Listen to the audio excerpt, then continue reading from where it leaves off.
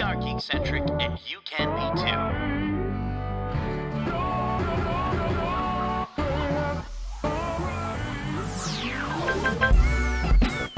Love ya.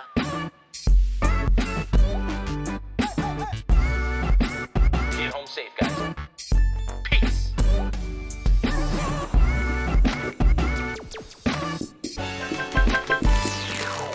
What's up, geeks and lycanthropes, and welcome to the Geekcentric podcast. My name is Nate, and in this episode, we're going to talk about a new film from IFC Films and Ubisoft, or is it Ubisoft, called Werewolves Within, which is available now on VOD and in theaters, apparently, if you can get to one. But before we get to that, if you're joining us for the first time, this is a weekly podcast covering the world of film, television, gaming, toys, and collectibles, and all things geekcentric. For today, it's just gonna be just the two of us, because it's just Justin and I doing a little review slash like we're gonna talk about this movie. Justin, how are you doing tonight? Well, heavens to Betsy, Nate. I am doing well. Thank you for singing me in with Serenade. There you love go. that. I didn't even have to contribute any Twitch coins or whatever no the Nate kids coins. do. No, yeah, Nate coins. That's it. That's oh, it. Man. Yeah, so like I was saying, we are going to be talking about Werewolves Within, our thoughts on it, and we also have an interview from Mishna Wolff, the actual writer. I know, Wolf, what an amazing name for this movie. The writer of Werewolves Within, coming up later on the podcast, so please stick around. Don't change your podcast channel or however that works. But Justin, let's get right into it, my friend. What were your first off, what did you think of this movie, first off, being sort of adapted from a VR experience game, if you will? Did that get you more hyped? Did it make you a little wary of the film? What did you think? Well, I was definitely interested, but I think, when you say it's a video game movie, I was kind of weary of it, you know? Because it's also like, how close does it need to stay to the property for it to feel relevant to the game? Right. Which I think is the most refreshing part about this movie, is that it incorporates elements but stays very fresh and different from its sort of source material, if you will. But this happened pretty fast and furious for us. We had a contact reach out and said, hey, would you like to do an interview with Mishna Wolff about this new movie with IFC and Ubisoft? And we were like, sure, let's do it. We want to do more interview content. Sounds like really cool. And I gotta say, like, having not seen anything and then being able to like sit down and watch it, I was so surprised by this movie, man. Yeah. Like, I was, like, I guess because I just didn't know what to anticipate. Not that I was expecting it to be a bad movie, but I didn't expect to be, I think, laughing out loud. It was a wonderful surprise. This is the most interesting sort of, like, if you're gonna go into this movie with some bit of a premise, it's a very unique take on a whodunit. Yeah. I think that's a safe sort of synopsis, if you will, and I think that's how people would describe it. It's totally out of left field. Yeah, like, it sounds, it obviously has a werewolf element, but this movie is so self-aware. It creates a fresh take on what a monster really looks like today, and it has all of this sort of very relevant social, ideological sort of commentary that feels very relevant for the genre that it's playing in. It's a comedy horror. The elements that are brought together are so well crafted to tell this story that make it feel like it's a pleasure. Yeah, 100%. And it gives me vibes of like Shaun of the Dead or Cabin in the Woods, especially in just how confident it is, right? And we talk about on the podcast all the time. People are very quick to realize if a movie's bad, and sometimes they don't know why it's bad, but usually it's because it's not confident in what it's trying to achieve. It doesn't have a single through line, and this movie absolutely nails what it's trying to do, and it does it in such a way that is memorable, and it's got like such wonderful cast and everything. I don't know, I freaking adored it, dude. You brought up some references there. Shaun of the Dead for that dark comedy, you know, for the whodunit, because it is so relevant and it did so well. I think this film comes out at a perfect time, following something like Knives Out. Yeah. and a Knives Out 2 on the horizon. And you brought up the cast. The cast was very relevant, that ensemble cast in Knives Out. Here again, what's really great is that we have an amazing ensemble cast with most of the actors and actresses, personally for myself, that I'm not overly familiar with. Yeah. And I think that was actually the refreshing part of seeing it. It wasn't like, seeing a Daniel Craig or Jamie Lee Curtis. It was a bunch of newcomers playing unusual characters. And each of them acted their characters so well. They each had a trope or like a characteristic that we often see today. And while they're diverse in culture and their ideological views, which I think is such a commentary on today, like it just makes it so much more relevant. And, all together, they're just the most unlikely bunch of people. Like it adds to this movie feeling fresh. And the thing is like, in the interview with Mishna, you'll hear like she talks about how she needed to include these different very tropey characters. But I also think like they're modern tropey. They're not old school tropey. Like they're today tropey. Yes. Which is amazing. And the only actor I think that I did recognize was Michael Chernus, who plays Pete Enderton. You would recognize him as like I think he's the Tinkerer in Spider-Man Homecoming. Yeah. Oh, and I think the only other person would be Harvey Guillen or Harvey. I'm probably butchering his name. He plays Joaquin in this. Joaquin. Yes. Yeah. Yes. And he's in. Right, and he's also known for What We Do in the Shadows. Yes, and he was outstanding. Probably one of the highlights for me. They were all great, man. They were just fantastic. Yeah. So okay. So listen, before we just kind of talk about this movie for a million hours because we said this was going to be short, we're gonna cut to the interview with Mishna Wolff right now. Okay, well, we're back here on the Geekcentric podcast with Mishna Wolff, writer of Werewolves Within, which had its world premiere at the Tribeca Film Festival and is out on streaming services right now. Mishna, thank you so much for joining us. How are you doing? I'm good, Nate. Thank you. We're in theaters too right now. We're in theaters now as well? We're both. Yeah, we're in theaters and we're streaming. So Amazing. Lots of places to get your werewolf fix. Oh, my gosh. And I got to say, I was so delighted by this movie. It was kind of everything that you want from this sort of very confident, it knows what it's doing kind of movie. And I really enjoyed it. So I'm stoked that more people are going to get to experience it. I want to know, first off, though, how have you been in all of this this craziness? Have you been keeping busy with everything going on in the pandemic and what have you? Yeah. I've been having a really good time talking to people about werewolves and about the movie. But as far as the pandemic goes, I'm happy it's summer and and I can go see a movie in the theater. That makes me really happy. I went and saw Werewolves Within last night with a regular audience. It was so fun. I was just telling Brianna that I bought popcorn and I sat in the back and I watched the audience watch the movie but I just felt like a moviegoer watching a movie. Like it didn't even feel like a movie I wrote. It just felt like, thank God I'm in a theater. That was the best part, I'm sure. Yeah. Here in Ontario, we're lucky if we get to go to a drive-in right now. So I cannot wait to get into a movie theater. So hopefully we're going to get there soon. Right. I did want to ask, I just want to kind of start right at the beginning. I mean, I hope it's not a spoiler to say this, but the movie starts with a Mr. Rogers quote, which obviously ties into the movie in a few different ways. I want to know, were you a big fan of Mr. Rogers growing up? So I have to be full disclosure. That is all Josh Rubin, the director. Okay. I had originally opened the movie with what seemed to be a biblical quote, which you can tell me if you know. It originally opened with "Woe to he, for the devil sends the beast with wrath because he knows the time is short. Let he who hath understanding reckon the number of the beast because it's a human number. That number is 666." Oh my! And then it feels like a biblical quote, but the joke is that it's Iron Maiden. Yeah. Okay. All right. So it works for this movie then for sure. So he took that button, which I think is a perfectly wonderful button, and turned it into a Mr. Rogers quote, which I think ties in with the themes in the movie like way better. And it's a fun way to open it. And it tells you the thing I liked about the quote at the beginning, the misleading quote, was it tells you kind of exactly what kind of movie you're in.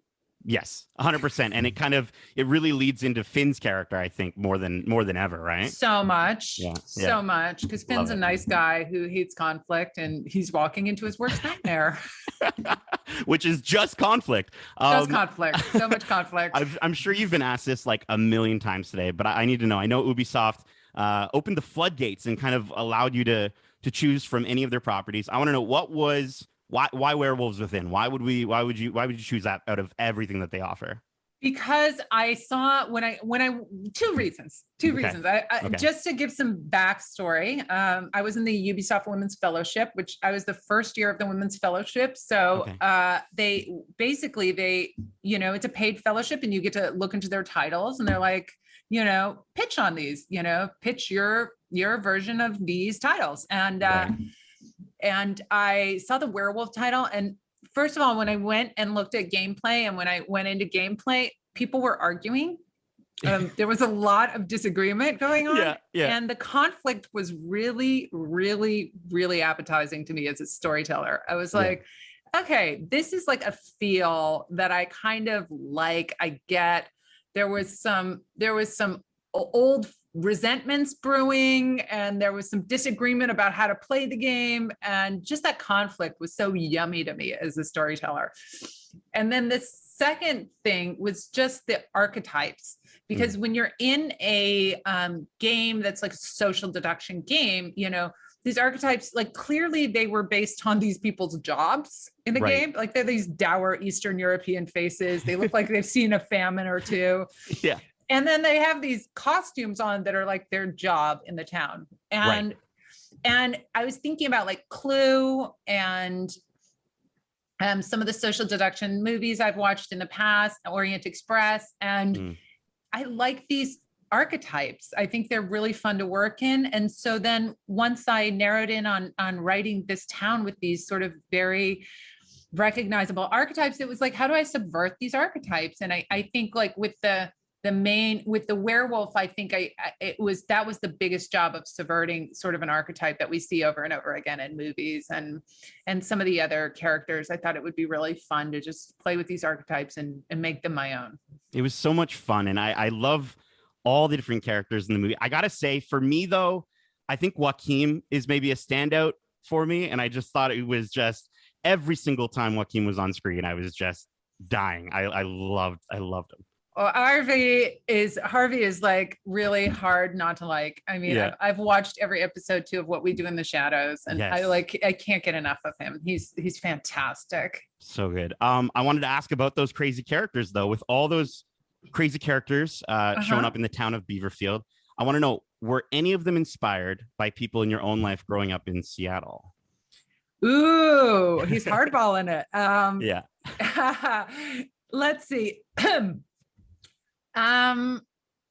I would say actually the way I write, like they're all alter egos. Okay. All right. That's fair. That's a safe answer there. There you go. So it's kind of one of the ways I split my personality into many parts. But I feel like, I can get in all their shoes and sort of understand their worldview and their ideology. Ed Emerson Flint came from like watching copious amounts of Alaskan bush people, like just like way too much Alaskan bush people. I latched onto that show, and I didn't let go until it was debunked, till the whole show was totally debunked. And then I was like so disappointed. Because they could put up a tracker shack. So they put up those trapper shacks so quick in that show. And I'm just like, oh yeah, I could do this. Like would that be something? Is that your next move then, Mishna? That's where you're? Oh my God. I'd love to do something in the survivalist genre as a writer. And would I like to put up a trapper shack? Sure. I think I would. Give it a shot. What is it? Cool. Mud and logs? Yeah, something like that. Well, I mean, hey, now we all know what you do when you're not at work. You're just watching all those over and over again, binging through them. Survivalist, Duck Dynasty. Yeah, the classics. I also like one of my previous questions, and I think I've seen you answer this before, but I want to know if it's still the same. There's so many games in Ubisoft's pantheon of different options to choose from. Was there one that maybe you considered along with Werewolves Within that you just didn't make the cut? Yeah, I mean, I was looking at an older game for Wii called Red Steel. Yes. That I thought would make an interesting movie, and I still do, but I have some twists on it that I think would be great. Yeah. But I really like the idea of an American Yakuza movie because of the sort of references to sort of immigrant parents I thought was interesting. Mm-hmm. And I still think there's something really interesting to me always in The Godfather about like the wages of sin of the parents in order to give their children this sort of very safe college going life, that I thought might be fun to bring to a Chanbara movie. That would be definitely, that would be very different, especially from the game. I remember playing that game. And, well, the game, yeah. Very serious. Scott needs a lot of work, but for sure. But I still thought that was there was this definitely, and it is a fun game, and I did buy a Wii to play it. So nice. Yeah. But, very cool. Very with cool. With love, and I love Trials Fusion. Like I love both the Trials games. Yeah, for sure. Dirt bike racing is so visual, and it's so 80s, and I would love to see what you could do in the 80s with some more interesting characters on dirt bikes. Like you maybe focus a little bit in on like those sponsorships with all the energy drinks or something like that. Right. I was thinking more of a Mandy feel. Okay. All right. Yeah. That would be pretty dope as well. I connected a lot with Finn in this movie, and you'd already mentioned that, you kind of see all these characters as alter egos of yourself. I want to know though, and this is kind of a fun question, but there's a quip at the beginning of the movie that he has where he's like, well, I'm driving at the speed limit, and clearly you're all driving over the speed limit. I want to know, are you driving at the speed limit, or are you speeding past Finn? I'm actually I'm a writer, so I'm driving at the same speed as traffic. Okay, very good. That's the right answer I'm watching and I'm judging. You're getting material. You're getting material for the next. Absolutely. I am watching and judging. Maybe we get like a road rage movie of some kind. Those might work. Yeah, I think we've had a few of those actually. Falling Down comes to mind. For sure. Very cool. And I also want to know. I know we've got a little bit of time, but I want to know. I think this movie has a lot of, the writing in the movie is very fresh. It's very modern, and I know a lot of these movies kind of, well, that's how I feel, at least. I don't know, because I'm so used to watching these especially in the horror comedy genre. A lot of those movies, especially the older ones, when you watch them, some of them don't they're not as appropriate today, if you know what I mean. And so watching this, it was so refreshing to get the sort of the quips and the jokes that I'm like, oh, I connect with that, and modern audiences really would connect with that. How important was it for you to make sure that was included and all the representation was there? Well, I mean, the movie's a lot about conflict, so the fact that everyone in almost every scene is disagreeing in some way or another ideologically is baked into the premise of the movie. Right. And they're a microcosm for, much bigger ideological issues. So, it was all sort of baked in, and the dialogue, I'm glad you like it. I feel like I'm a dish not for everyone. So,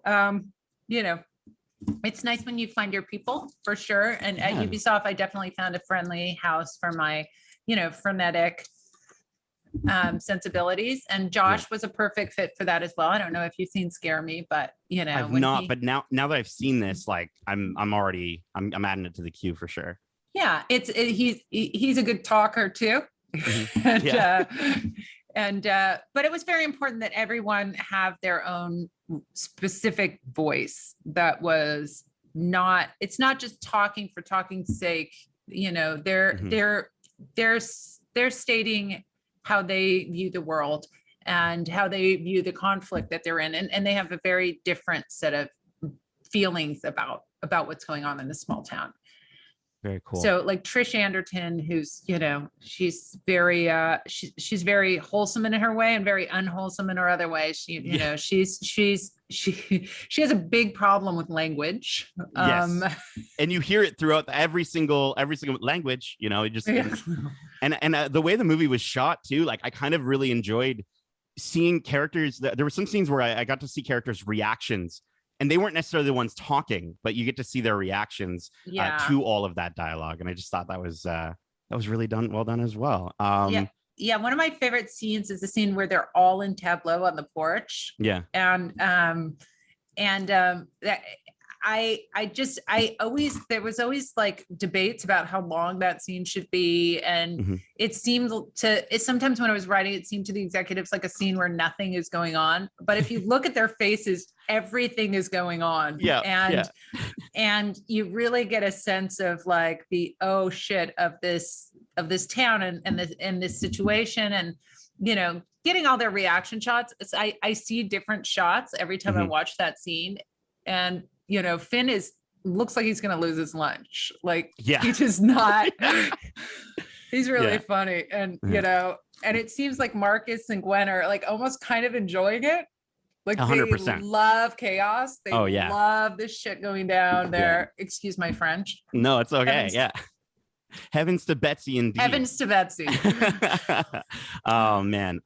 Okay. I think we're gonna wrap up here, but I did want to just ask one more question. If you could choose any of these characters to keep you safe during some type of werewolf attack inside of an inn, who would you choose? Who's gonna be there to hang out with you? And maybe you're keeping them safe, they're keeping you safe. Who's it gonna be?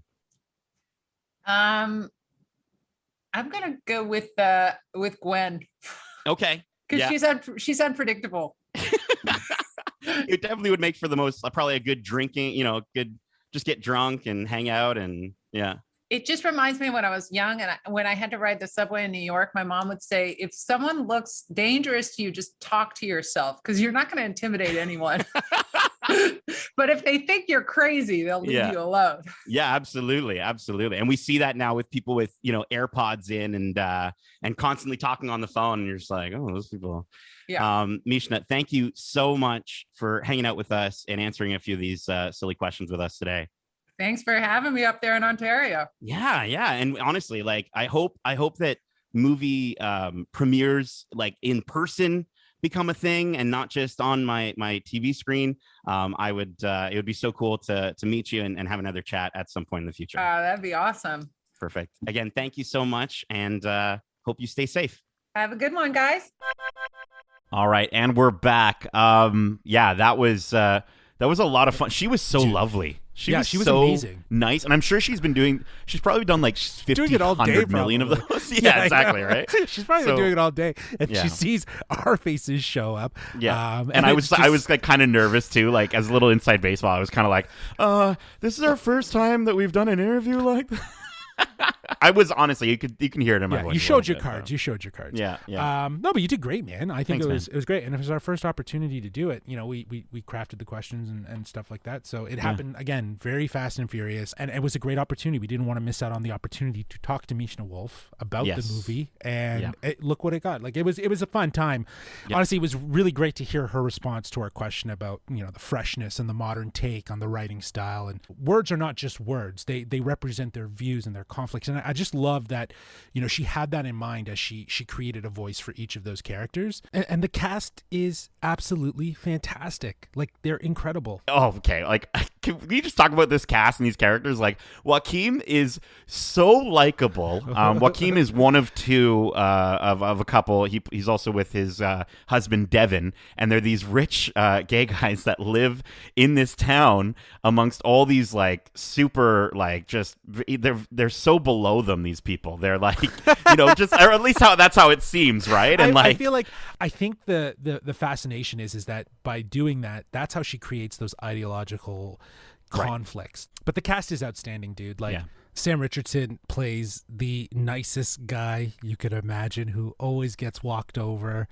And Melina Weintraub, I'm sorry if I butchered your name, is a surprising, refreshing delight. I thought she was written so well as a very today female character, which I thought was outstanding to do. So bravo, just bravo. So Justin, I mean, I know that on our normal reviews, we kind of talk about whether or not people should see it. So I think we can both agree this movie lives.